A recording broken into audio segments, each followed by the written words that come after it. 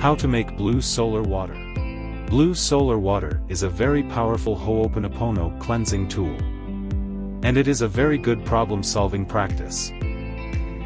Pour drinking water into a blue glass bottle, and use a non-metallic cover. Place the bottle in the sunlight for minimum 2 hours, or use an incandescent lamp, but make sure you don't use a fluorescent lamp. By using this method, the water becomes infused with divine energy. You can use blue solar water in several ways. You can drink it. You can prepare a smoothie or tea with it. You can cook with it. You can wash your fruits and vegetables with it. You can rinse with it after you take a bath or shower.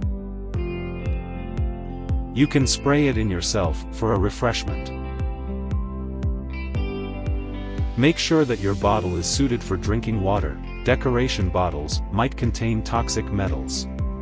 Some kombucha or liquor brands use blue glass bottles, so these are surely safe to use. It is best to have a bottle with a nice deep blue cobalt color because they are more powerful. Thank you for watching. If you liked this video, hit the button and subscribe.